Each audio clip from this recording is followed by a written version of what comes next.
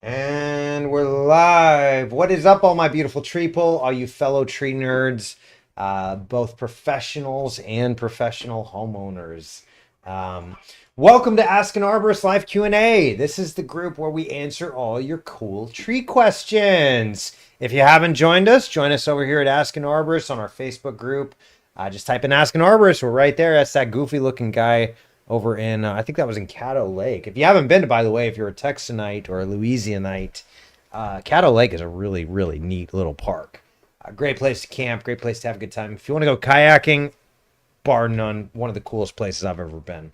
I actually camped in a tree there. So, anyways, distractions aside, glad to have you guys. Like I said, we've got some great questions that came in over the week and a few announcements, things like that. First of all, if you haven't joined us over on the tubes of you, we'd love to have you as a subscriber. We are, I think, 860 or 870 members strong subscribers, and I post all kinds of cool videos as I'm out in the field looking at trees and taking care of trees professionally. Don't follow Miss Rachel, she's horrible. But as I'm out there, I just take these cool little videos and try to jazz them up a little bit, make them fun to watch, and teach you a little bit about trees. And so we'd love to have you over there. Just type in Arborist on Demand, and we'll pop right up there and just hit that subscribe button. And man, we do all kinds of cool stuff. Like this is the one we did today. Was it's a video about like how tree roots work and how to fertilize them best. We did one yesterday. Let's see. Oh yeah, that was crazy. I'm looking at these Bradford pears that were topped, and like decay had set in really bad. So we talk about how the decay affects trees when a tree is topped and things like that. So just a couple examples of what we do. But we'd love to have you over there as a subscriber. We're trying to grow the YouTube channel very rapidly, and just like we've done here in the Ask an Arborist group. Right now, we are sitting pretty at 6.1 thousand members. And y'all are an awesome, awesome group to be hanging out with. Look at that. 1, 2, 3. Just in the last hour, we've had 3 people join. Right now, we are averaging about 30 people per day joining our group. Let me see. What's that? About 60. Yeah, well, also it would be like closer to like, I don't know, 100 or so people per day, but we get rid of all the spam, all the trash. We don't want that. We don't want AI robots. We don't want people just trying to sell you on stuff. Like we get rid of those very quickly. Myself, Lucas, and my wife Jen, we all are like on top of it. Like we are, if you post something and it looks even remotely like spam, you're out of there. You are the weakest link. So we try to keep this a very clean group that is filled with good people and good people asking great questions and good people answering great questions as well. And we're glad you're here. If you've got questions, hopefully we will go over them tonight or this afternoon or evening or wherever you happen to be in the world. Maybe it's even morning for you. So we got some people from like across the pond over in Australia, UK. We've had people from Ireland, Germany, and one commenter, one post from Japan. I don't even like. Do y'all speak English in Japan? I don't know. Like I'm so American. I don't even know. But y'all, I'm really excited to have you as a member of this group, and glad you're here with us.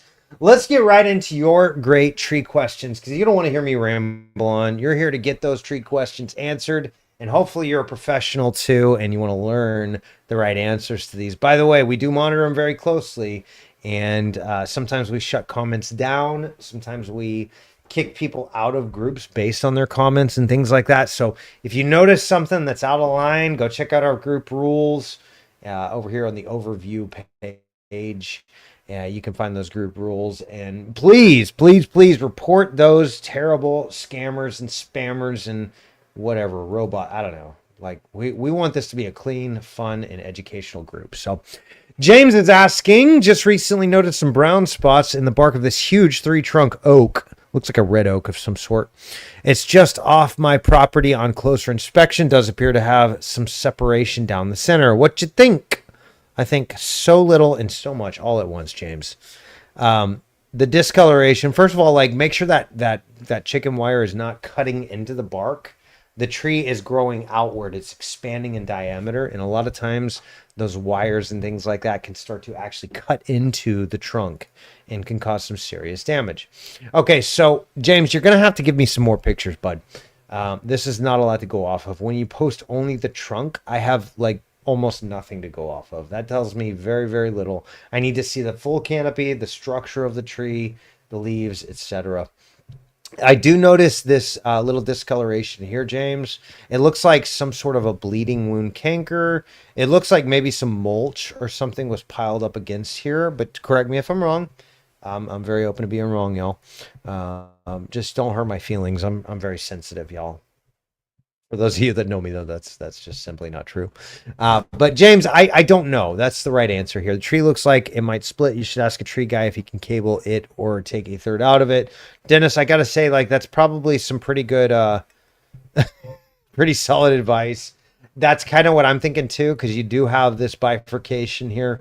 Bifurcation, bi meaning two, and furcation meaning separated, separating the two. So you've got a split happening, and that's pretty common when you have a multi-stem tree. You mentioned it was a tri-stem, I think, so not uncommon. We're definitely we got to have some more information. You got to have good pictures and pretty good context that we can go off of right now. Yeah, I'm inclined to say maybe you've got a tri-stem tree, and maybe you've got a big issue with that and we need to cable it. I don't know, to be honest, though, because I can't really see anything. So send me some more pictures. Shane Morrell. Shane's a good guy. I like your style, Shane. Here comes the chainsaw, guys. Cut her down. Which is funny because we can't really tell enough to determine that, whether it needs to be removed or pruned accordingly. So anyways, James, send me some more pictures, bud, and tag me in this. It's Matt Latham, at Matt Latham.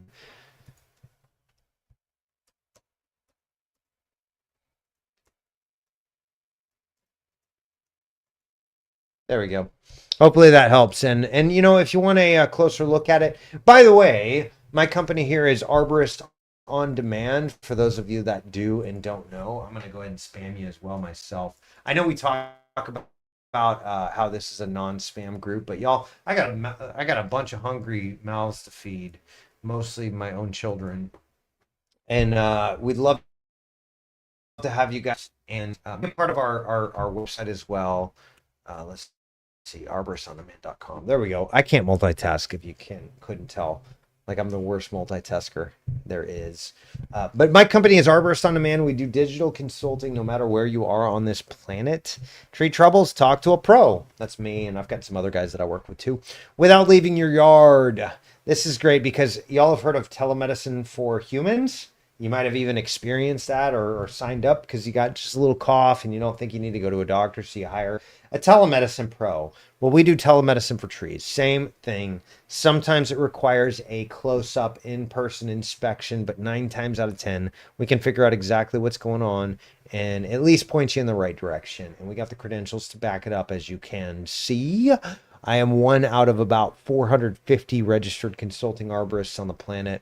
I'm one out of about 1,400 Board Certified Master Arborists on the planet. By the way, we got a new batch of tree pros coming up in the ASCA Consulting Academy this week. I'm really excited. I got some really close friends in there, like Jacob Gillum is going through that. And I'm really excited for these guys. That was the beginning of the end of my career, is getting involved with ASCA. ASCA is the American Society of Consulting Arborists.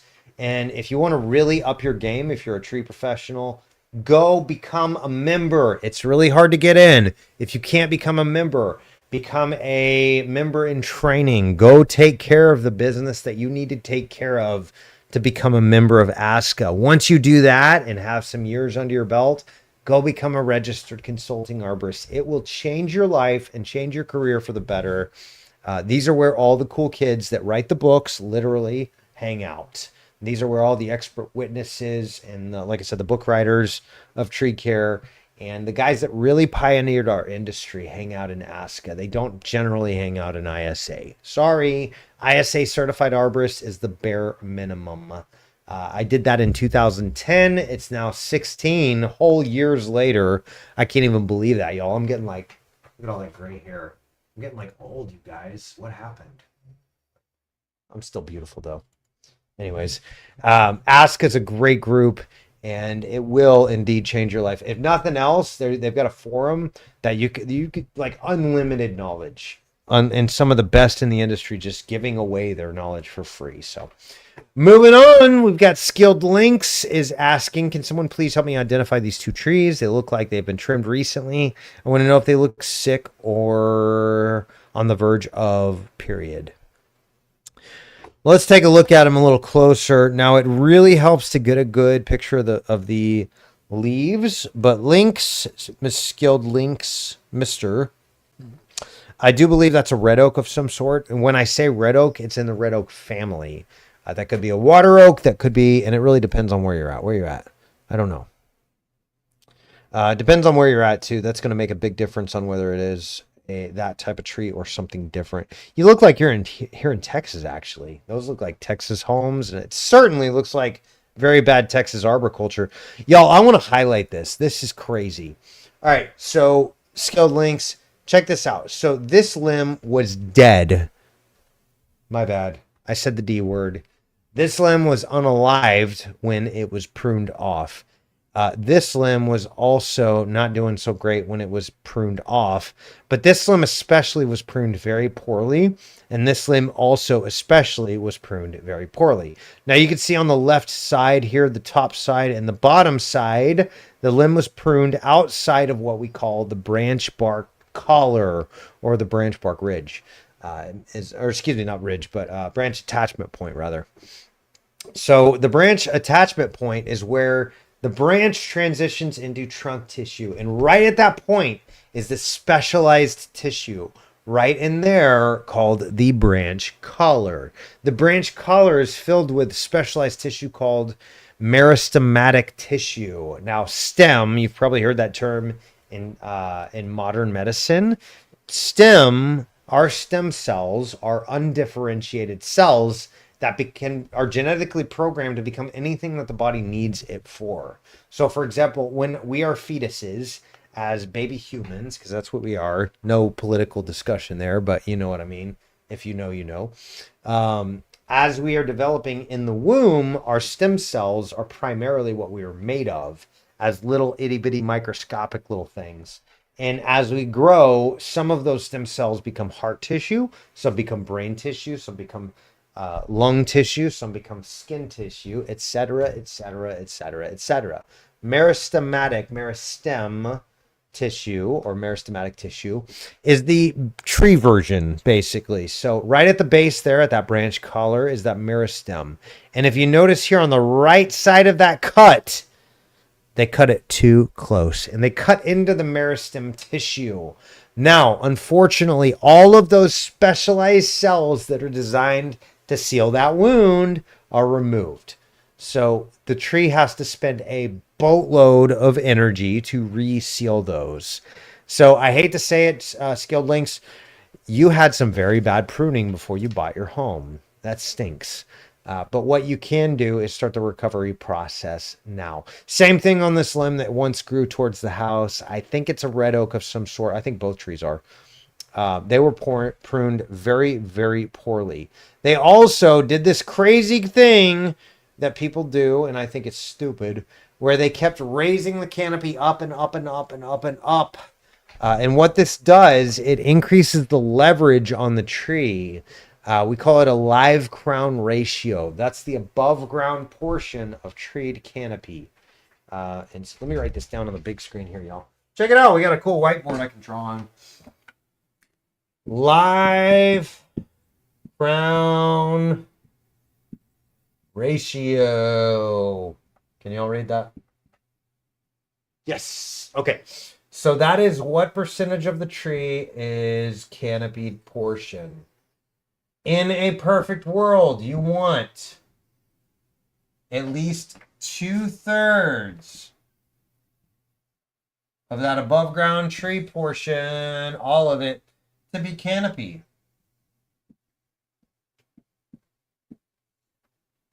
You want 1/3 is okay being simply trunk tissue. That's a terrible, terrible one.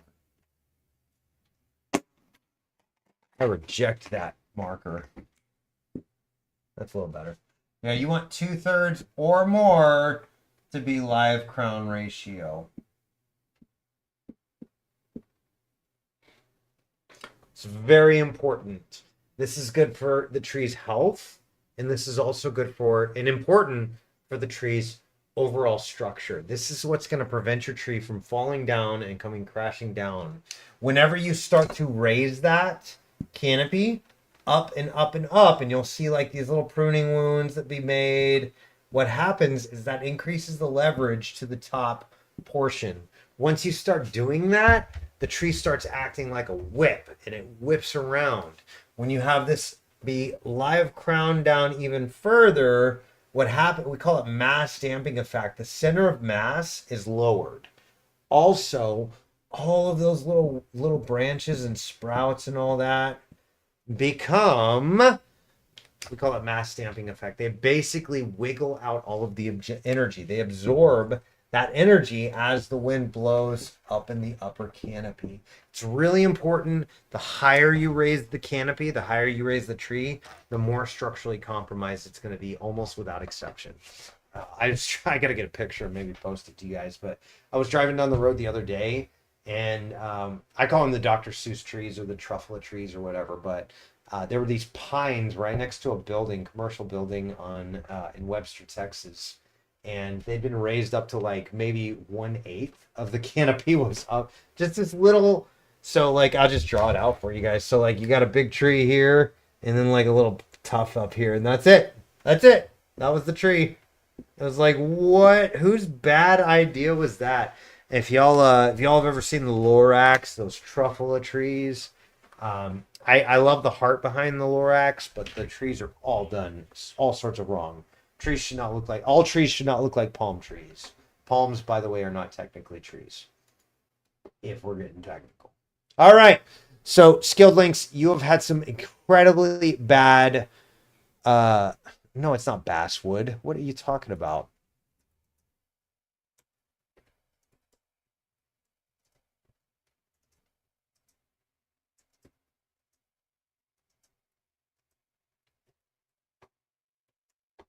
Yeah, that very bad pruning. I hope you're watching this. I hope you see my comments on this, because what you need to do is restore that canopy. And again, I'd love to help you out. If I can, we can start getting together a pruning plan, figuring it out together. So thanks for the comment. We are moving on. Jim's asking, is this Arizona rosewood, salvageable? It was planted last May and thrived up until about 1.5 months ago. I do a slow deep water every 30 days. Shot water down both sides to rid of potential air pockets, and other advice from arborists in this site. Live in Sun City, Arizona. All help / opinions are appreciated. I would not actually appreciate all help and opinions, even on this page. We do a good job of monitoring and getting rid of some of the fluff, but man, you still get some bad comments on there. And that soil's looking a little dry. Yeah, it looks a little dry. He says he's slow watering it. I mean, look at all the cracks in the soil and how rough it is. I mean, it's not rocked. Well, the thing is, he says, planted last May and thrived up until about 1.5 months ago.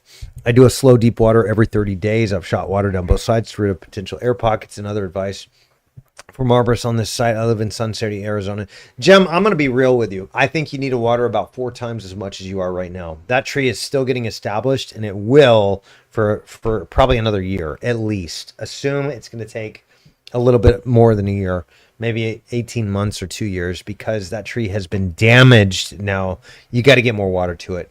I don't know Sun City, Arizona, but what I do know is no matter what, whenever you're planting a tree, you've got to water a little bit more without causing too much water, without overwatering and causing damage that way. You absolutely have to water quite a bit more. Oh my goodness, I can't type. To make sure to get it established, because whenever you transplant that tree from the container that it grew in to its new planting site, you just shock the tree. You just damaged the tree. Oh, okay. So that's in Phoenix. I know Phoenix pretty well. Still deserty, very much deserty. Okay, so You've got to water more. Just plain and simple, Jim. You've got to water at least once a week, man. I'm gonna be honest with you. And not only that, I want you to put down an organic layer of compost about 1/4 to 1/2 of an inch deep, and about 2 inches of mulch. Now you want to get the organic type. Don't get that red or that black or that blue colorized garbage that is filled with all types of plastics and petroleum products, and it becomes phytotoxic to the tree. So I think you've got an underwatering situation here. By the way, for those of you that know me, that's so rare for me to say that. Most of the time, people are overwatering, and I'll let you know. But Jim, in your case, I think you got to add more water, buddy. I think you've got to really give this guy a good drink because he's just starving for water. Might want to mention the soil test so you know how much water you're when to stop. And Yeah. when you need more. Yeah. Go to a little go to Amazon and pick up, and it's like it doesn't have to be that specific, honestly. Like most water meters are going to be good. Somebody asked that, and I got to get to that question, but moisture meter is what you're going to type in. Soil moisture meter. They're about $20 on Amazon. Sometimes you can find them cheaper, sometimes more if you want to get real fancy with it, Jim. But yeah, $30 for a decent digital one. Do that. Also, here's something that we don't talk about enough in the tree care industry is get you an EC meter, electrical conductivity meter.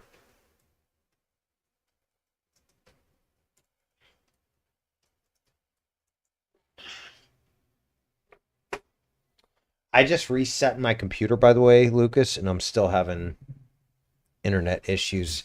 These freaking neighbors of mine, they all come home from school and they start getting on the You get on your No, he's fine. He's not doing anything. I made him not do it today. It's the neighbors. Like, I'm about to fire Comcast. They suck. This is what you want. You can get an soil electrical conductivity measurement. That's going to tell what. So electrical conductivity is essentially how many nutrients is your tree able to get, and the more salt you have in the soil, the higher the EC or the electrical conductivity is. Maybe y'all have heard that there's a song called Elmo's Fire, St. Elmo's Fire. Hey, what's up, Sprout? Glad to see you here, buddy. Hold on one second. We'll get to your questions. And yes, I got your email, dude. Glad to have you, man. We're gonna answer that question here very shortly. But anyways, Jim, you've got probably a burning of the tips going because of too high of a salt level. Humic acid is going to be your best bet with that. And this is not what I want, but this gets me to the right page and I can get to where I want. So give me 1 second here. Humic acid's going to decrease the salinity levels because it's going to bind to salt. That's going to be a really good resource. It's also going to add organic matter to your soil, and that's just going to improve the microbes. It's going to improve the health of the tree. It's going to help those roots get established. But man, you got a lot going on here, and I think you really need to water quite a bit more, at least once a week right now, just to get the roots established. So hope that helps, Jim. Let's talk to Sprout. What's up, Sprout? Let's see what you got. I'm early today. Glad to have you, dude. Is it just winter here, there, or is this an evergreen type tree? So I'm in Houston and it's 85 today. I'm about to quit. I'm talking to a client and I'm like, I find myself sweating profusely. Like, this is ridiculous for freaking February. Lucas, remind me to move out of Houston. Oh man, I'm so sick of it. I miss winter. Sprout, I'm gonna go to Milwaukee like you guys. Wisconsin's a cool state. I was surprised actually. But guess what? The Auto Blaze maple I planted in March last year established its roots in less than a year. I already took the stakes off. Want to know how? I know how. You planted it properly. You allowed it to move in the wind. You broke up the soil outside of the root ball, which is very rare. 2 to 3 times. That is always the rule. 2 to 3 times. If you've got a really hard compacted clay, go more. I've actually recommended, like in parkways, people to break up the soil 10 times. Did y'all hear that? 10 times. That's a lot of work. If you got a 12-inch root ball, That means 10 feet this way and 10 feet this way. That's a lot of work. But if you want to do it right, if you want to get the tree established, that's what you got to do. Okay, so yes, I do want to know, sorry. I watered outside of the root zone of the tree most of the time and also mulch really deep, 3 or 4 inches. I love it, dude. That's exactly right. These are things that I preach and promote. Water outside of the root ball. Do not, you want to water enough in the root ball to make sure the tree doesn't unalive. But watering outside, tree roots are almost always going to chase water and air. Water and air. Trees are made of air, carbon dioxide mostly, carbon, oxygen. They got a little bit of hydrogen in there, which comes from water. They need water and they need air. In fact, I've got a quote from a guy named John P. Norton from 1860. He wrote a book called Scientific Agriculture. 1860. I don't know if you're a mathematician out there, but that's 165 years ago. That blows my mind. And today, we are so confused thinking that the tree needs nitrogen. Guess what, guys? Nitrogen consists of about 78% of the air we breathe. Trees don't need nitrogen. They need air. They need carbon dioxide. The main way they get that is in the root system. So make sure you're feeding it. By the way, when that air gets pushed down into the root system, if you've got compaction, it can't get down there. Where do those microbes live that take the nutrients and they give them to the tree? They pull them out and chelate them. They pull them out and make them available to the tree. So Sprout, you did it absolutely right. Mulch, PewDiePie sphere,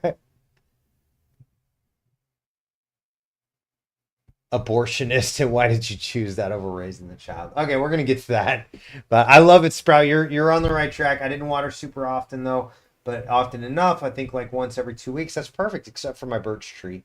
Okay, PewDiePie sphere. Man, I hope you're the real PewDiePie, because if you are, then this channel is gonna blow up, because he's got what, 1 billion followers or something, billion subscribers or whatever, multi-millionaire as a child. But how long ago did you become an abortionist, and why did you choose that over raising the child yourself? I've got 3 children, and we homeschool. So while I'm at home writing reports, they're over here playing in my office watching Miss Rachel or Elmo or whatever. So I'm actually not an arborist. I'm an autist. I guess I'm not an artist. I'm an autist. But I'm not an abortionist. I choose life, and part of that starts at creation. It starts with trees. Trees were first before humans. So I don't know what the question's all about, but I think you're a tree guy just poking fun and having a good time. And I love that. That's fun. I am not an abortionist. I choose life. I think the fetus is not a dog or a cat or a broccoli. Abortist on demand confused me. English for the win. Arborist on demand. Arborist on demand, abortion.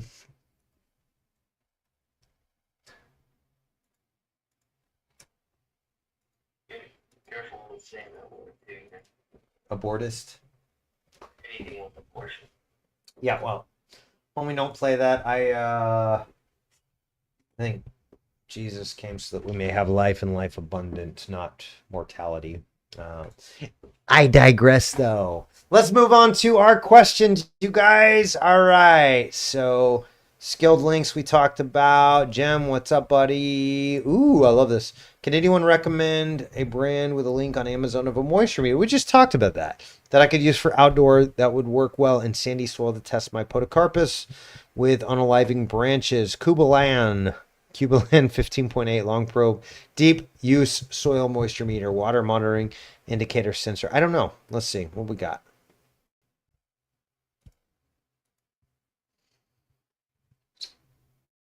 My tree choice. What's that, life? I don't. What are you saying, Sarah Chamberlain? Thanks for joining us, by the way. I'm seriously about to get Starlink, y'all. This is getting ridiculous. These children in their stupid video games keep messing up my whole neighborhood, and and the internet, anyways.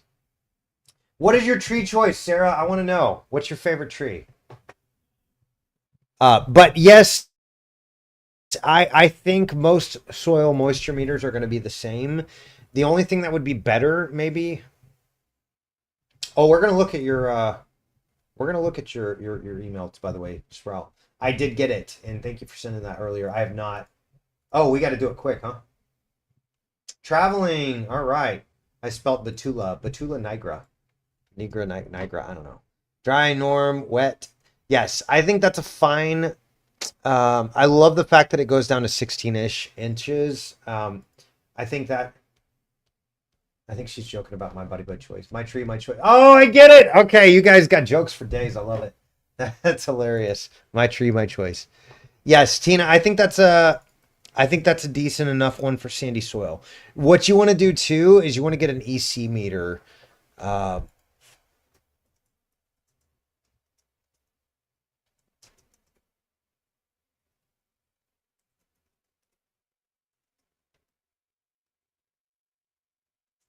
See, here in the Gulf, we have very high salt level.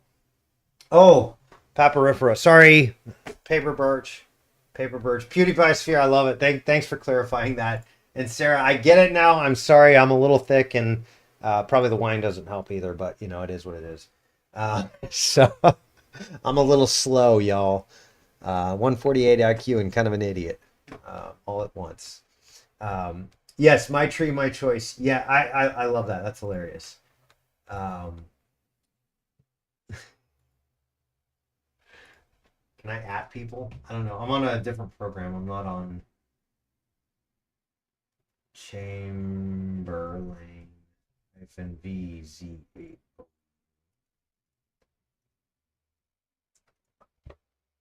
There we go. Okay, so, by the way, y'all, I've got kind of a commitment. I'm gonna start posting a lot more videos in the near future because why not? I've got like 300 and some odd videos on our YouTube channel. And again, shameless self promotion. If you haven't joined us, we'd love to have you over here on the Tubes of You. Just look up Arborist on Demand. That is my company name, and it looks like we're at 870-ish subscribers. We've been growing like weeds. I think we had 7 that joined us today, and I've really been pushing it quite a bit more. But we'd love to have you guys as subscribers if you haven't yet. Right on. Productive Penguin is asking, want to seek your thoughts on whether this tree would risk falling to the bay window of the first floor and whether having have a risk on causing foundation movements. Thanks. I don't think you've got issues with the foundation because it looks like a slab foundation. Slab foundations, by the way, are like a solid brick wall. Trees do not have the pushing capacity to push that solid brick wall. And so, generally speaking, you're probably okay. It almost looks like a live oak, but I don't think that's what it is. If its roots are okay, then no.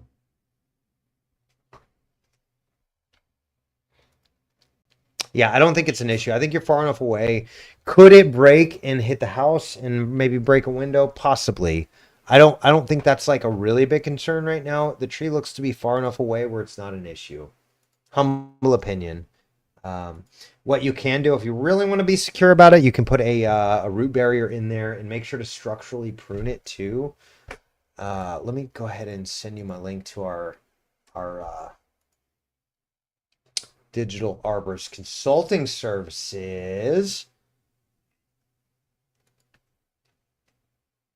Yeah, I think everybody's saying the same. Low risk, low risk. I think you're okay, Productive Penguin. It's a beautiful home too, by the way. What's that? 30s or 40s style? I don't know. It's an older home for sure. Yeah, that's what I'm wondering is we need to figure out a pruning plan. I don't really have enough to go off of Sprout to give a true diagnosis. Small fee and specify pruning branches and roots if necessary. What is your root zip code? Yeah, most arborists in my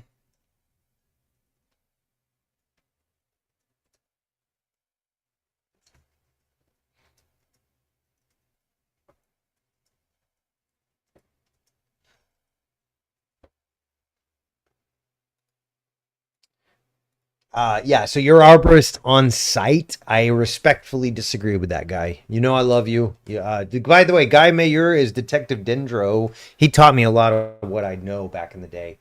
Um, yeah, he says your arborist on site can do a careful inspection for a small fee and specify pruning branches and roots if necessary. What's your zip code?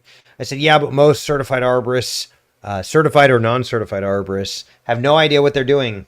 Humble opinion. Y'all can disagree with me. But hey, thanks. Charlie's been a big part of this recently.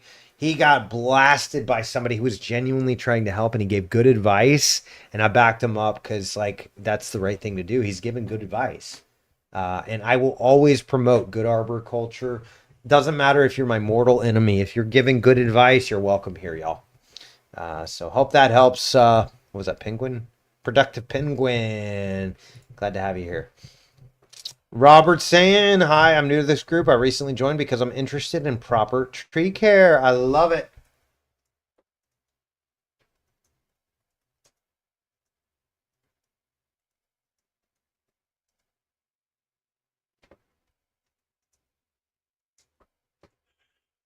Okay, Sprout's giving me a little.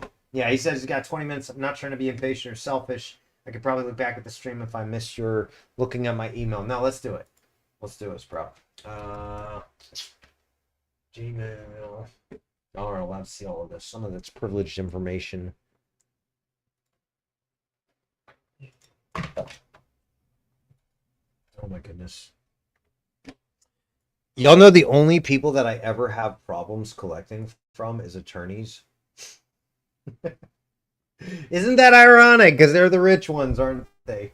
They're the ones charging $500 or more an hour to do their work, and rightfully so. I think they should charge that much because they do a good service. But I also do a good service, and I only have trouble Getting them to pay. What's up, Lucas? You have trouble getting them to pay. I do. I got like the only people that I ever have trouble collecting from is attorneys. It's wild. I understand they got their avenues. Watch out for Jewish and Vietnamese lawyers.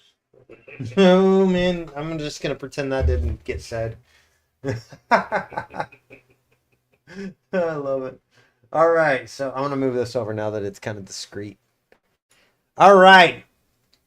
Sprout, thanks for my name's on the internet from the cross country season last year already, anyways. Yeah, I'm trying to keep it anonymous. You know, it is what it is. But like, here's the thing: if y'all have an internet connection, you're screwed already. They've already got all your information. You cannot hide. So, I made a picture showing where I'd make cuts in the birch for retrenchment. 28 cuts in all. That's a lot of cuts, but nearly all are small cuts. That's perfect. You want them to be under an inch. If they're under an inch, it's very non-eventful, non-traumatic, non-damaging to the tree. Yeah.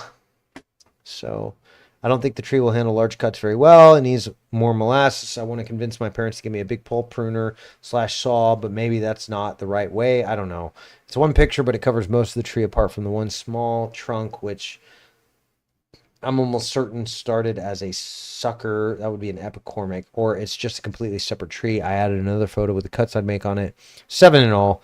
I don't even know if the smaller trunk is worth saving because of how little interior sprouts are on it. On a good note for the tree, I excavated the root flare in March last year, and I documented it pretty well, though I didn't make a long-form YouTube video on it. There are many shorts from last year about it. I got rid of many girdling roots and mulch around it. By the way, I got a live oak in the front yard I'm about to do as well, and I'm going to make a long form video on it, just giving an example of how to reduce how to excavate root flares, get rid of girdling roots, etc., etc. So I got rid of many girdling roots and mulch around it, but I think I should make the mulch area larger or add compost to the soil. I've got to work on convincing my parents about that. LOL. Yeah, I love it. One day you'll become an arborist or an arborist in training too, and have a job and like get paid money so you can just pay for it. But last year I was surprised when my parents let me trim it, and I got rid of, guess what? Freaking interior sprouts that were crossing. That's okay. The crossing ones are causing damage. I only removed ones that were actually crossing and made a mess because I recognized the importance of the sprouts. They are. Hence your name, Sprout. Sprouting arborist. But I still feel kind of bad about it. Don't, because you have to get rid of those. That's like a surgeon feeling bad for cutting away gangrene. You know, like it's toxic, it's damaging. Anyway, I'll send the pictures. You can have a look at them. Stay safe and have a great day. As always, God bless you too.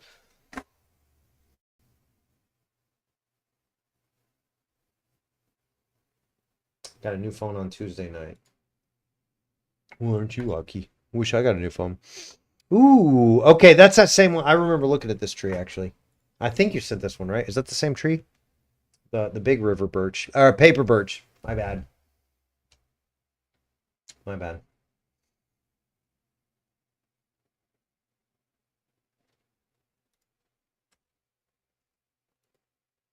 All we have is river birch around here.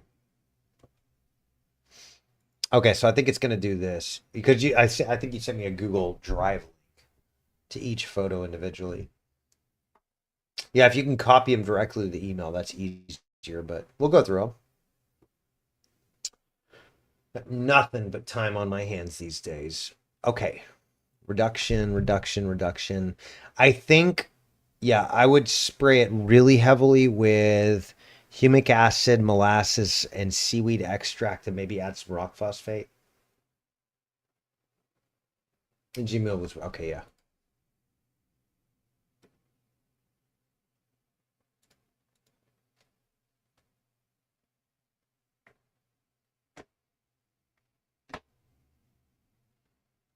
Ooh, that's beautiful, dude. That is wonderful root pruning and root flare excavation. Because I think it was up to about right here. You just did that tree a huge service. Would radial trenching also help? Absolutely, it would. Absolutely, it would help. You said compacted, Lucas? Yeah, you saw the where the area he dug around, how smooth it was. Mm-hmm. It didn't look grainy at all. Oh yeah, no, that's a compacted soil for sure. There, right where the over on the right hand side. Mm-hmm. See it up there. It looked like real hard to dig into. Yeah, it's pretty hard packed, it looks like. But I mean, y'all have better soil to begin with, so than we do here in H Town. I hate that people call it that. What is this? O Town. Yeah. It's Trash Town. Have him drill some holes around the area. Yeah, radial trenching I think would go a long ways. For those of you that don't know, I did a video not too long ago on radial trenching as well. It's got about 1,500 views. That's pretty good, huh? Hopefully it'll go up to 10,000 views. That's what we want. $1 million views. Rest of the pics are root flares. No, the root flares look amazing, dude. Well done. Well done. I think you're spot on, Sprout. I think you got the right idea. I'm really not worried about your pruning skills anymore because I've seen some of your work. I think you're going overkill. I'd make about half of those cuts, honestly, Sprout. I would do about half of that for now. The tree's obviously stressed. Obviously, you've had some history with it, and he's not doing the best ever, but yeah. No, the placement is spot on. You're absolutely spot on with the placement of the cuts. I think you're doing too much for a stress tree. So unless you're going to pump a ton of nitrogen in it and get a ton of new growth in the middle, I would go a little bit lighter on that. Honestly, I think that's too much. Where would you cut it? Let me do this. I'm going to save this. I would focus on this bottom limb because that's the one that's the most structurally compromised. You've got a very weak branch union right there. You've got no branch union, actually. You've just got two trunks. This one grew heavier and wider beyond the canopy, so it's more prone to failure. By doing that reduction pruning, you're spot on. That's the right direction to take it, but I think it would be too much for it. If anything, I would leave all of this upper canopy alone and this lower canopy alone. Maybe do a few on the lower canopy. This is going to be your primary apical dominant lead. I would do on this secondary lead here, I would do a little bit of reduction. I would focus most of your pruning efforts on this lowest primary branch. And then I would do just a little light touch up on this one. Hopefully stimulate some new growth in the apically dominant one. And that's going to start to restructure and retrain that tree. It might not be a bad idea to do a cable in that tree, although you've got really good taper. Honestly, really good taper sprout. So that is a. Am I seeing letters there? Not connected to. That's awesome. Yeah, I think you're spot on. This is the main problem. This limb right here, and I think this is a very good cut. I think this is a very good cut, and I think all of those smaller ones are very good cuts. I'd actually leave this main one alone, just based on the picture. I could be wrong, but unalive wood is fair game. Feel free to cut any unalive wood and just pump it full of nitrogen just to get that. When I say nitrogen, Sprout, I hope you know by now what I mean. Don't throw a bunch of chemical nitrogen on there. That's bad. What you want to do is pump feed the microbes, specifically the nitrogen fixing bacteria, because that's going to improve the overall nitrogen level that it gets. So Rhodopseudomonas is a great. I don't think I'm ready to pump nitrogen into it yet. The spot where the branch on the right trunk gets dramatically smaller on the central left trunk is a homeowner special for the roof. Yeah. When I say that, not chemical salts. Don't do salts. Chemical nitrogen is not the best option. What you can do is like PEA, not, don't get weird. Pea-based protein and soy-based nitrogen, not protein. Pea-based nitrogen and soy-based nitrogen. You can add like bone meal is great. There's a lot of great organic nitrogen sources. Seaweed extract is wonderful. That's one of my favorite, by the way, because it feeds the microbes. It feeds but it feeds the tree as well, that nitrogen. And then see if you can maybe do some radial trenching and vertical mulching too. I still got to do that vertical mulching video, y'all. Such a flake. Vertical.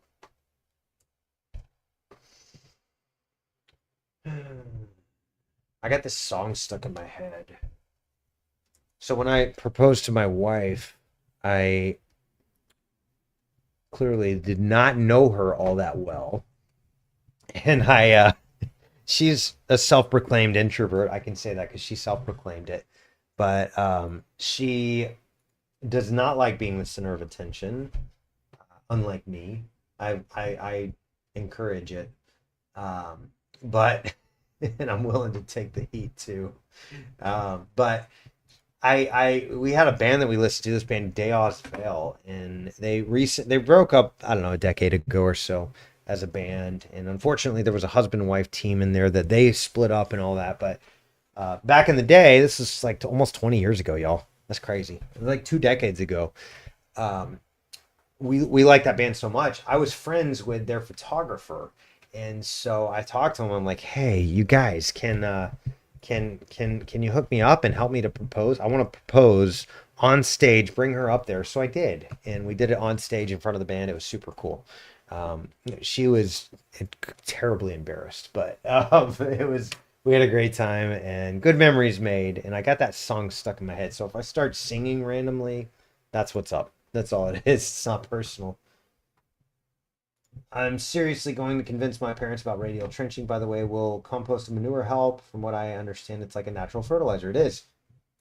Yeah. Deos Fail is the name of the band.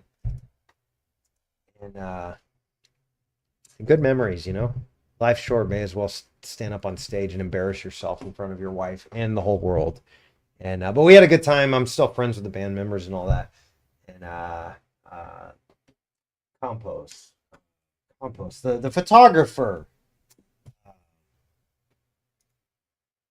I'm drawing a blank on his name. He and I've been friends for probably 2 decades. We went to high school together. And anyways, side notes aside, let's get back to y'all's questions. Sprout, did that answer your question, buddy? Was that what you needed to hear? Talk to me.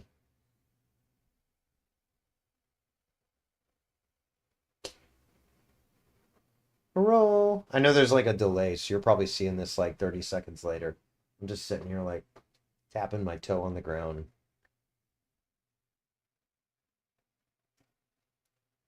For the most part, I just wonder about the composted manure. Hey, that's fair. Yeah, composted manure is great. Farmers have been using that for decades. Do not use pure manure. It'll burn the soil, burn the roots, burn the microbes. But if you use a composted one, absolutely, that's very good.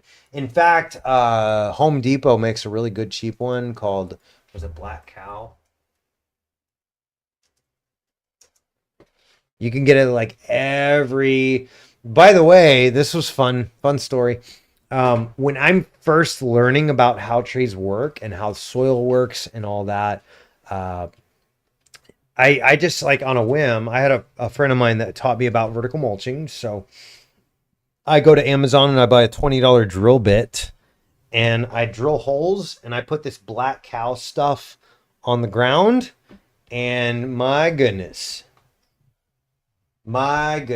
it is unbelievable. Yeah, and you're in Wisconsin too, so y'all probably have access to like mountains of cow manure. I have no doubt, because it's locally produced. Yeah, use cow manure, but composted. It's got to be composted. But I would watch these trees. I'd like do that. Just like I charge my clients way too little money, like way too little money. I'm charging them like maybe 25 an hour when I'm working, and that includes all the materials I'm using. And I had no idea what I was doing. I probably lost money on some jobs. I'd watch these trees light up like a Christmas tree. Black cow manure, like simple stuff. They probably got it from Wisconsin, bro. $3 here. Oh, that's awesome. Yeah, that's how much I spent back in the day. I think it's like, yeah, $6.50. Oh my goodness. I probably spent $2 per bag. Yeah, $3, man. Y'all are in cow country too. Wisconsin, home of the cheese, right?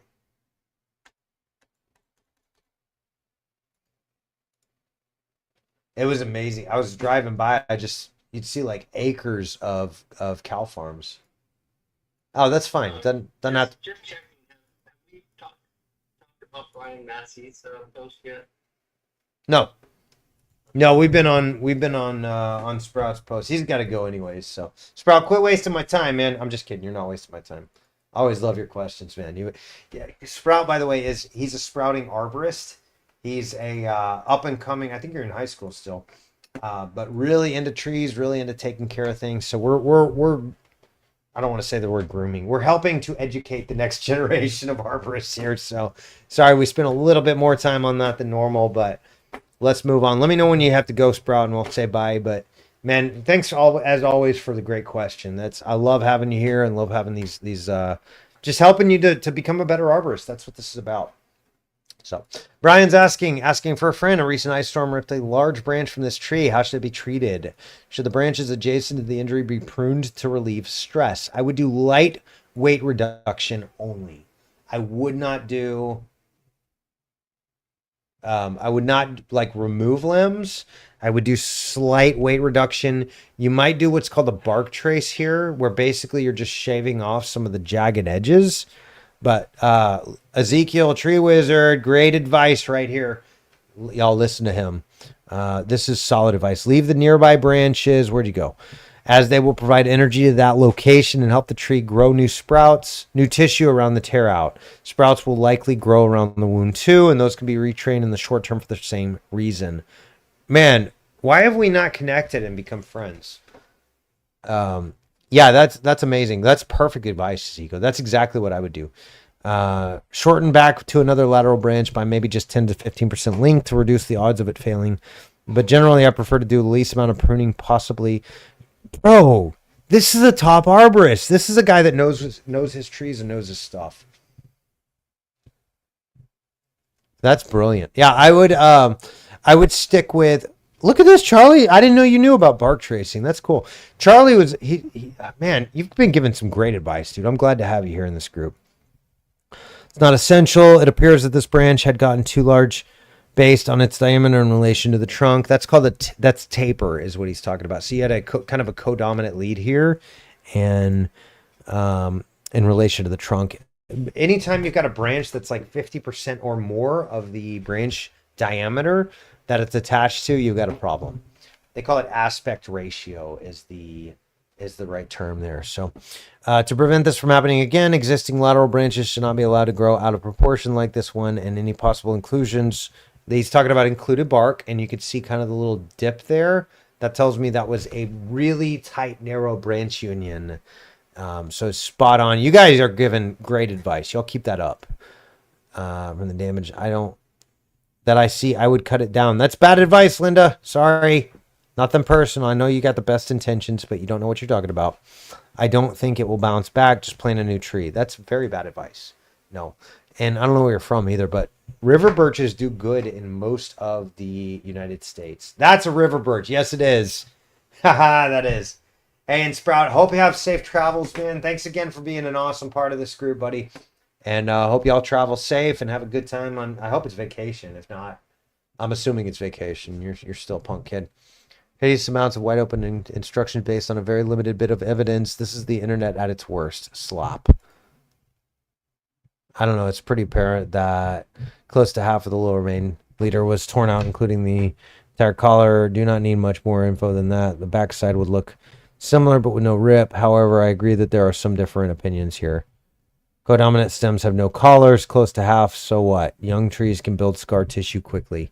It is a young tree.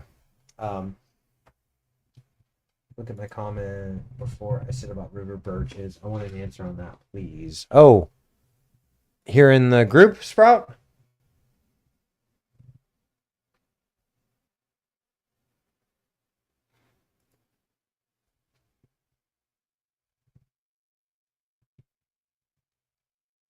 I don't see you, dude. Are you still here? Sprout on the stream. Oh.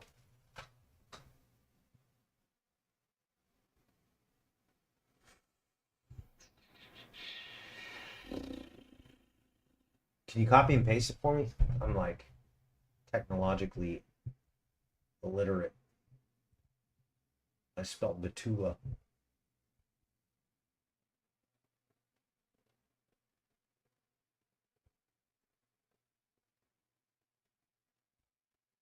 I'm not seeing it, dude. Can you copy and paste it? Or you gotta go.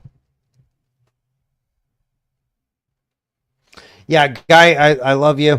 I think there's some fair information that we can conclude based on this. Sprout, give me the source here. I'm not seeing it anywhere. I could just be retarded though. Can you say that? Oh, that's a river birch now. Yes, it is. Okay, this reminds me, there's a strategy on bonsai that when a tree slows on sealing the wound, you damage the callus tissue and it re-stimulates the tree to compartmentalize. Is that applicable in arboriculture? I'm not sure, to be honest. I don't know. It's like 5 comments ago. That's a river birch now. Yeah, it is. Yeah, that is absolutely a river birch. Yeah, so strategy on bonsai that when a tree slows on sealing the wound, you damage the callus tissue and it re-stimulates the tree to compartmentalize. So here's what I've noticed, and I've yet to back this up with peer-reviewed data, scientific data. But what I have noticed is, so for example, I work with a couple of different adventure parks and zipline parks, and I take care of their trees and we report for their insurance purposes and things like that. I hope this is quick enough. But here's what I've noticed is whenever a tree is actively compartmentalizing or sealing over a wound, if you have to do something, don't make another wound. So for example, let me just show you kind of an example. It's like this one, he sends me pictures and I don't have time to find it before you got to go, but he sends me this picture of this one tree. And the question was, he's got a hole here where a bolt is attached. And I don't know how to draw a bolt. But his question was, there's active compartmentalization tissue going on. The tree is actively sealing that wound. Is it better to remove this bolt, reinstall while knowing that we're going to cause a little more damage there, or do we make a new hole? You absolutely put the damage right where the damage is. Re-damage it. Humble opinion. Because this limb, this portion of tree is actively sealing that wound. That means the tree is pumping nutrients, pumping resources, pumping growth into that area. If you come now, by the way, invariably we know as an industry, we know that there's going to be some sort of decay that happens here. Oops. Now, the question is, do we re-injure that site or do we add a new injury? Well, because that's actively compartmentalizing, my answer to him is I think, and please, arborists, if you guys know, Guy, Lindsay Purcell, Ed Gilman, any of you guys, if y'all know the answer, I want to know and back it up. But what? Yes, I think it'll try to seal it any faster. I think, in answer to your question, I think it will. But he wanted to know: is it better to re-injure it, or to re-injure the site, or to make a new injury? And I think because this area is actively sealing, I think it's better to just do that same spot. Yes. Yeah, please, Sprout. I'd love to see that, man. Because that is a bonsai strategy, but bonsai is a smaller version of this big tree. And so, I had a diesel mechanic one year, and he said something that I thought was brilliant. He said, he's a Hispanic guy. The big engines, they're the same as the little engines, just bigger. I was like, I love that, dude, because the trees are the same. They're the exact same. They run off the same principles, just bigger versus smaller. That's all it is. That's the only difference. They're more advanced in their problems, really, basically, is what it comes down to. So, yeah, I think that strategy is spot on when it comes to that. And again, I've implemented this in a real life scenario with these adventure parks with zip lines in it. And great to have you, buddy. Thanks for joining us. Let's move on to y'all's tree questions. All right. So, yeah, I think you've got some pretty good answers here. What I would do is do a bark trace, and I would leave as much tissue as you can. I would also maybe consider reducing weight on that tree, just specifically above where the damage is. We're moving on. Any experts out there could help me save this tree? No, I can't, because we don't have enough information about it. Y'all, whenever you're posting questions, make absolutely certain to post above ground, below ground if you can, up close, far away, different angles, etc., etc. You've got some pretty good answers on there. Unfortunately, the trunk is in an advanced stage of decay and the rest of the tree will probably follow. However, it does appear to have some good wound wood, so it may last quite a while. Yeah, I agree. And the thing about that is, Charlie, by the way, thanks again for being here, buddy. That's some solid advice. But beyond that is I have taken care of so many trees that were entirely hollow, like 100% hollow, where you've got just a little 3 or 4 or 5 or 6 inch shell that goes around that tree. And when we pull sonic tomography on it, or when we do resistograph drilling and really map out the inside of that tree, my goodness, it's completely hollow. It's scary, but trees can live like that for hundreds or even thousands of years, as long as the outside living tissue is growing. So Charlie's absolutely spot on. No amount of fungicide will fix this. Fertilizing a declining mature tree is not recommended. Absolutely. You may want to have an arborist look at the entire tree, because there may be pests that are trying to take advantage of it in its weakened state that can't be shown with a picture. That's true. And again, I'm going to post my my link to schedule an arborist consultation. I'd love to help you if we can, buddy. All right. So, and that's the same question, so I'm going to skip it, but in the identical post above for the update. Not much you could do here. So Tina's asking, Podocarpus, what's up, you? That's a joke, by the way. Y-E-U, Japanese U. What's up, you, Tina? Tina, you. I have 7 Podocarpus muckies. We planted last April 30 gallon, 6 foot tall trees. They're doing great. Sandy soil drains well. One started with a drying branch that in days branch was all dried up. Grower said it needed watered. I watered once a week at that point. We're in a drought on Citrus County, Florida. He said water every day. Don't do that. Watering daily. I cut branches. Then another started drying up. So I went to pesticide store. They told me to try systemic. Don't pump drugs into trees, y'all. Montgomery Foss, I don't know that. I assume it's phosphoric acid. 1 ounce per gallon of tree, and try Dominion 2L. Dominion is a insecticide. I don't recommend that either because you don't have insects eating that.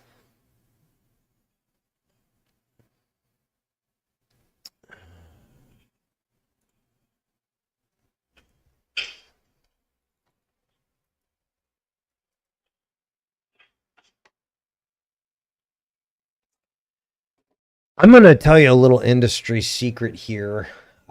This is a very, very, very big problem that we're seeing. Nematode control. There it is. One array. Once. No, that's not right. Where is it? This is the one I'm looking for. Very expensive, very worth it. You could probably find it a little cheaper than that. But yeah, I think you've got a nematode issue, actually. I'm not saying that it's borers learning more towards a watering issue by a soil moisture meter. Amazon, $15. Lindsay's got some solid advice as usual. Thank you, Lindsay. Or Lisa. My goodness. Lucas, what is wrong with me today? Way more than you guys know, but that's between me and my therapist. Is something eating your plant or someone cutting it off? No, nobody's cutting it off. Not sure what's going on. And then don't give advice. As far as watering, if you're in a drought, watering every day isn't unheard of.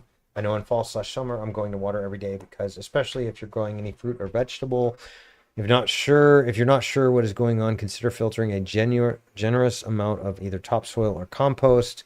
Don't do that. I can buy it at the landfill for $20 a ton. Doesn't mean you should. Spread it evenly. I highly recommend it. Losing the shrubs, even one, is not an option. Good luck. I don't know what you're saying there, Jay. We love you, Jay. We're glad to have you as a part of this group. I think you're probably dealing with nematodes.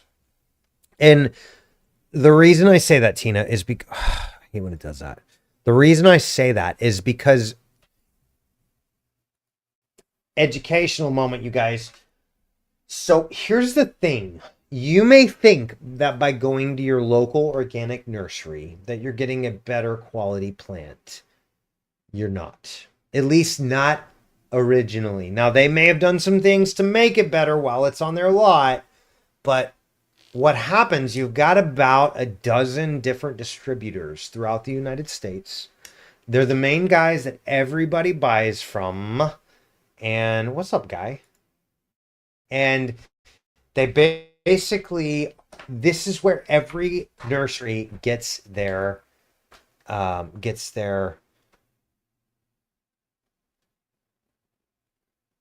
that's funny. Agree to disagree, guy. We'll talk about that. But every nursery that you buy from gets it from one of these dozen or maybe dozen different distributors. These are the big farms that have hundreds of acres that grow plants for days and weeks and months and years. And that's where they all get them from. Well, here's the problem with Japanese yew. Podocarpus, Japanese yew. It has a very big problem with a lot of these distributors, especially here in Texas. But my understanding and what I'm hearing word on the street is this is a universal problem in that the nematodes, roundworm nematodes, particularly root rot nematodes, are in there.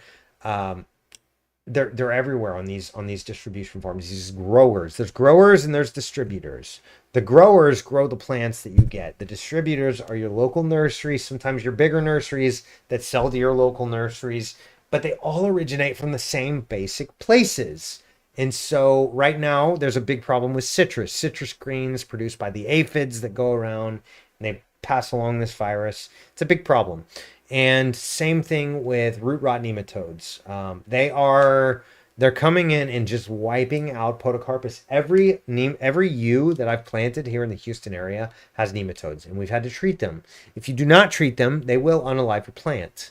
Now, that being said, I don't know. I really don't know, because the thing is we don't have enough information to really diagnose that. What I might suggest is go to this website and and just find the local agriculture extension that is most close to you and reach out to them because they're going to know a little bit better. And again, I'm happy to get on a digital arborist consultation myself and try to walk you through this. But I think you've got a nematode issue. And I'm very open to being wrong on that too, because I'm making a lot of assumptions, but it is a very common issue around these parts. And when I say these parts, I mean all of America. And you know, it's worth looking into. Those nematodes are a real nasty critter, and they're microscopic roundworms, so you can't even see them. They're just, what you'll notice is if you dig down in the roots, you'll see these like little bulges on the roots. That's typically what that is. So I think it's nematodes. I could be wrong. Get with these guys, and also feel free to reach out and we can look at them a little closer in person and start formulating a game plan. If you're in Florida, you do have a sandy soil, so you're going to need to water a little bit more, but still don't go crazy. I love this. My go-to is leaf compost, as it's closer to mimicking the forest floor. Just keep away from the trunk. Yes, spot on, Lisa. Love having you here. Lisa's a legend in the industry from Delaware. And thank you guys for all the awesome arborist support. We got some really phenomenal arborists in this group, guys. And just proud to be a part of it. So 4-year-old maple here in central Kansas. Anything I can do to protect it now or just let it heal naturally? I would use lac balsam. Where are we at? Does Amazon sell it?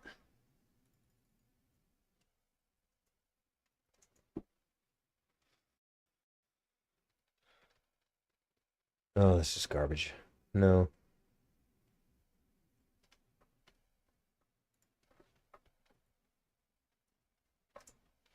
I hope Obsession sells it because lac balsam is one of my favoriteest things in the world. That's funny. By Luke Dunlevin and Casey Selner. Spend 250, choose from 2 possible outcomes, mention 1 in the order confirmation. All right, let's look up lac balsam. Yay, they sell it. That's actually cheaper than tree stuff too. I'm going to give you this link. I can't even remember your name. I'm sorry. JL. Yeah, I would use this. Also, put some cayenne pepper.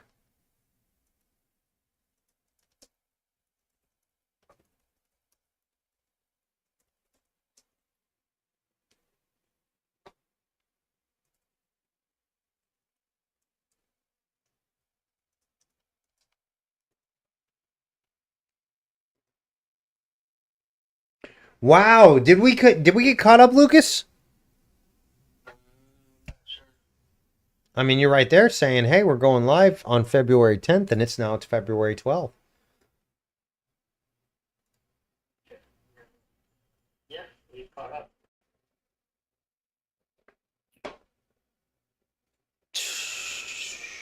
Okay. What did the one hungry plant say to the other plant? I could use a light snack. That's a fun tree joke. All right, let's go through. I think. Do you have any idea where we left off, Lucas? Okay, Jody. We talked about Jody. Jody, you are wrong. You got to put mulch there. I'm sorry. That's all there is to it. Rob Watson. Yeah, I've got to go here in a minute too. Hey guys, new here. I joined to see if I can get some help with a few trees on my property that seem to be doing very bad. Pretty bad. I've got this pine tree. Early last year, it seemed to shed a lot of needles shortly after it seemed to get very yellowed. I don't want to lose this tree. Trying to figure out what I can do to help. Did we talk about Brigham greens? Brigham? I don't think we did we? I mean, you've got more access to see what we answered, what we didn't. I'm just trying to like get a placeholder.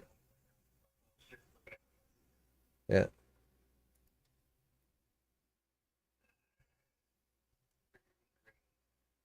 I don't think we did. All right, so Brigham, go ahead and put a tag on this one, Lucas.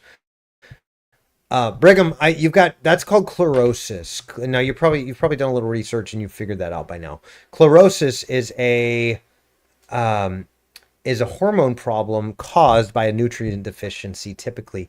But that doesn't mean that there's not the right nutrients there. It means the tree has no access to it. So what you want to do is feed the beneficial microbes, particularly the endo and ectomycorrhizal fungus. And often, if you're using some type of an herbicide or anything like that, it's going to, herbicide, by the way, is another way of saying unalive trees. Pesticide in general. Fungicides, bad for trees. Insecticides, bad for trees. Herbicides, bad for trees. All of them are bad for trees. They will also lock up a lot of those nutrients that the tree needs. Now, there's a cool, let's see if I can find it, soil pH diagram. That's what I'm looking for. So that's a pretty common one you'll see all over the place. There it is. And essentially what happens is, and this is like basic peer-reviewed, but also very, very basic soil science. I know these guys have it on their website, soil testing. So there's a general principle that the lower you go in pH, the less available. Now that chlorosis, by the way, Brigham, is generally caused by a lack of iron, a lack of nitrogen sometimes, or a lack of manganese. And if you look here on a chart, so water, by the way, is 7. 7 is neutral. Every time you step down 1 point, that's 10 times, it's algorithmic, so that's 10 times less than the one before. So 6 is 10 times lower pH than 7 is. 8 is 10 times more higher pH than 7 is, water. 5 is 100 times more basic than 7 is. 4 is 1,000 times more basic than 7 is. So 7 is water. That's your starting point. If you notice here, the yellows and the reds and the oranges, those are when those nutrients become less available. However, let me tell you what's more important than this chart. And I really am looking for there's a guy named Dr. Tom Dykstra who was here in Houston recently, last week actually, and I went to see him. He came to visit OBO, which is the Organic Society here in Houston. They're the bigger one anyways. There's several of them, but if you notice here, strongly acidic, medium acidic, slightly acidic, very slightly acidic, very slightly alkaline, medium alkaline, strongly alkaline. When you get into the very strongly alkaline, which is the soil type that we have here, it's typically 8 to 9, somewhere in there, is molybdenum becomes unavailable. Boron becomes largely unavailable. Sulfur, potassium become unavailable. Those are the opposite. Calcium becomes unavailable. Magnesium becomes unavailable. Iron, manganese become unavailable. Boron's got kind of a weird function. It goes up and down. But then copper and zinc, by the way, copper is a really limiting nutrient. Most people don't even think about copper, but if your soil has copper locked up because it's a very high pH, or calcium gets locked up because it's a very high pH, I get a lot of flack, you guys, like a lot of flack. I preach that when you are struggling with high compaction in a soil, you should add calcium. Well, guess what, guys? Houston is built on oyster shells, which are made, guess what?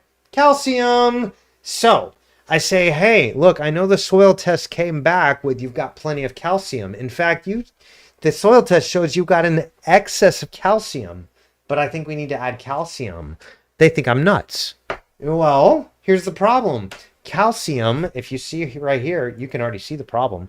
Calcium at an 8 or an 8.5 or even a 9 pH is gone. It is unavailable 100% to your tree. Same with iron.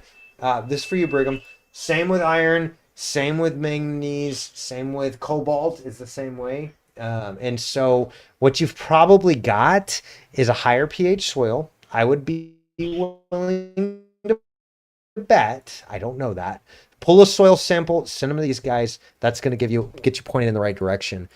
Don't send them to your local ag extension, or do, but I really like these guys. They're slightly better and they have a more comprehensive testing than most ag extensions I've ever seen. They all cut only. However, the grand scheme of things, chlorosis is a reaction, not a cause. So let's deal with the cause. You either have woolly aphids or pine needle scale. I don't know that that's true. I think you've probably got a poor soil condition because you've got with a few trees. So this is not just one tree. If it was one tree, I would say, Gary, I agree with you 100%.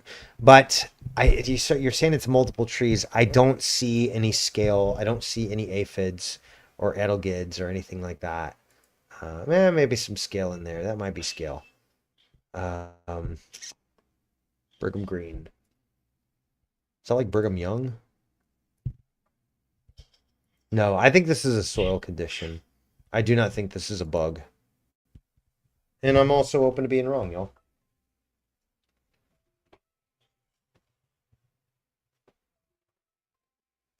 All right, there's also Jeremy Stubert and Anonymous. Yeah. And BB. All right, I'm going to give you this link here. Yeah, I think you're right. No, you're at an hour and 30 minutes.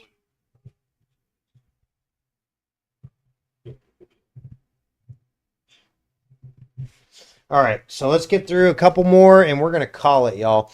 Hi, I'm new to this group. I recently joined because I'm an arborist, 20 years now, and never stop learning. Me too, bro.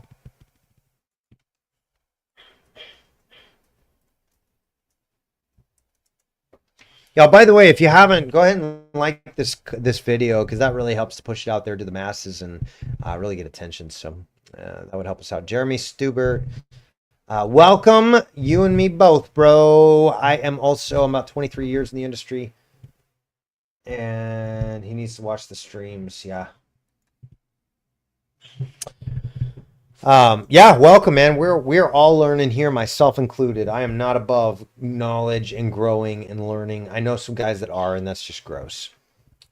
He needs to watch the streams. So Anonymous is saying, I'm starting a stump grinding business and want to chainsaw to cut stumps lower if it was left too high and less of a mess to clean up. I also own 40 wooded acres that I'm going to build a house on, so need a chainsaw for personal / homeowner use. I'm located in Minnesota. I'm a lot loyal to any brand, but no sizes of steel. Should I go with the MS 500i for everything?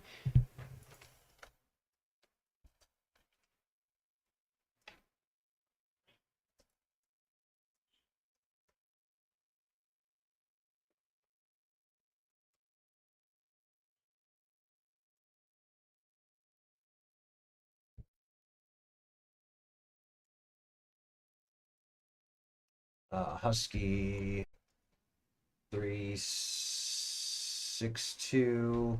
No, what is it? 362 and 372. Those are just going to be really good, like mid-grade saws for you. If you've got a wooded lot, I agree with Charlie. Like I'm a 661 guy, 661, 441. 500, yeah, 662, 462 is a great one. But you really need one of these saws to get the job done. I think 661, bro, if you got the muscle mass and you can handle a 661, that's a great saw.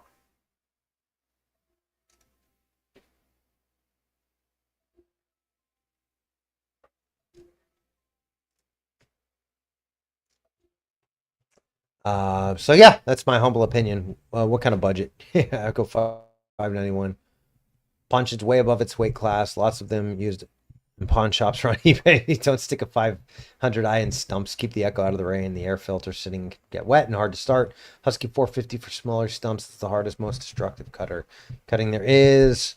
I would hesitate to buy a top dollar saw and put it on stump duty. Yeah, I agree with that. Yeah, 661 is going to be a really good one for stumps. Ha, BB. What a name. Ha, BB. What's up, Ha, BB? I have a beautiful Hong Kong orchid on my southwest face front yard. I'm wanting to prune the lower portion of branches. When can I prune? I live on 9B, Phoenix, Arizona. This video shows the tree behind my son. This is a goofy TikTok for our seed business, but it's the only example of this tree. Help, help. This tree is approximately 15 feet away from a home. Is it too close? How are the roots on this tree? Should I be worried about disrupting the foundation? No. Calling BB Seeds to ask if they sell organic heirloom Snickers candy bars. Also, Hobby B, careful putting your kid on the interwebs. Let's hear what you got. This is fun.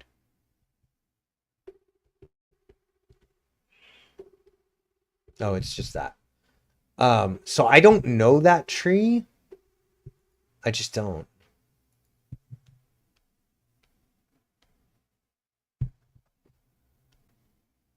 It is a beautiful tree. It looks like a red bud almost to me. No, it doesn't look like a red bud. Never mind. Hong Kong orchid. What is Hong Kong orchid? Let's look it up.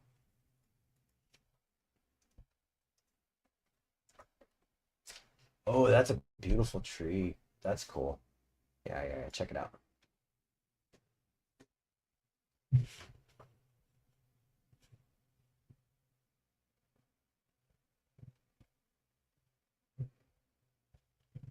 That's so funny. Friendswood Chamber of Commerce wants me back. They're like begging me back. We all got to do more things, y'all. 6-inch fragrant blooms. Oops, I didn't mean to click that. What did I click? Did I download something? That's crazy. That's a beautiful flower on that thing. Okay, so let me get back to the question. Wanting to prune the lower portion of the branches. When can I prune? I live in Phoenix. Yeah, you can prune now. Now's a good time to prune. BB. BB. I think you would be fine pruning now. The thing about that is just be minimal. You want to establish what's called the lowest permanent branching structure. And Lucas, remind me, we got to do a PDF and a whole video series on like structural training for young trees, because this is a really important subject. This is one that people deal with on a regular basis. But BB, you can go to treesaregood.com or .org. Either way works. It's a website put on by the International Society of Arboriculture, and they are if you go over here to, if it'll ever load, if you go to the homeowner resources, I think it is. Hello. I'm gonna complain to them because that's stupid. Tree owner resources. That's what I'm looking for. Choosing the right tree. Pruning your trees, and then go to pruning young trees. It'll download a PDF for you. You can download it right here. Just click that little button on the top right. But essentially, you're going to look at permanent branch. What is this? Get out of here.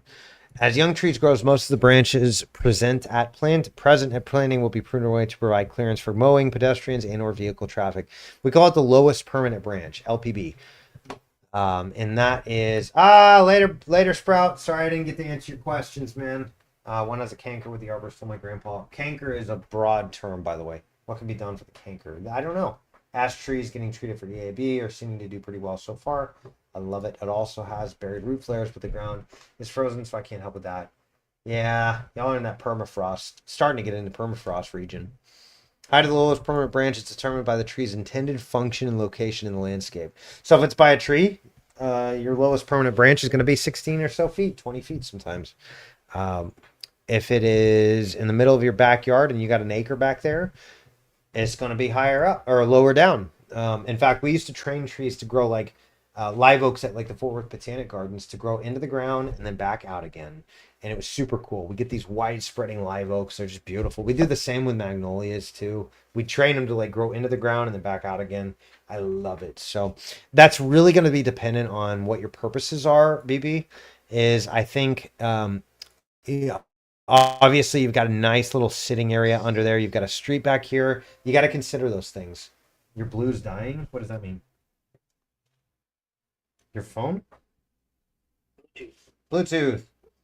Yep. So yeah, I would, maybe what we could do is get on a digital arborist consult. I'm happy to help and give you like a real true pruning plan and see if we can figure this out together. But that's the main thing is you want to establish that lowest permanent branching structure, and that's going to make a real difference on how much maintenance you need to do over the years, because you don't want to set your tree up to where you've got to just prune and prune and prune and prune and prune. That is really terribly damaging to the tree, and it just stresses that out even more. So with that, you guys, thanks so much for being here. All y'all that joined us, we had about 10 at one point. And guys, it's been a real honor answering y'all's tree questions. And we're just really glad to have you as a part of this group. Again, this is Ask an Arborist. If you need a closer look at your tree, again, the website is arboristondemand.com. We'll show that here in the on the page. And if you haven't yet, y'all, come join us on the Tubes of You. We are growing like crazy. I think we've had like 50 in the past, 50 or 60 people join us in the past month alone. And so we are growing like crazy. It was going pretty slow there during the winter, but I really wasn't doing much with it either. But we'd love to have y'all join us. Again, this is kind of where we put most of our good content about trees and tree care, how to take care of things properly. We'd love to have you guys come in and join us as subscribers. So thanks again for being here, you guys. We love y'all and love your trees. And again, please pass this on with your friends. And thanks again. We'll see you guys next time. Have a great weekend. Bye, guys.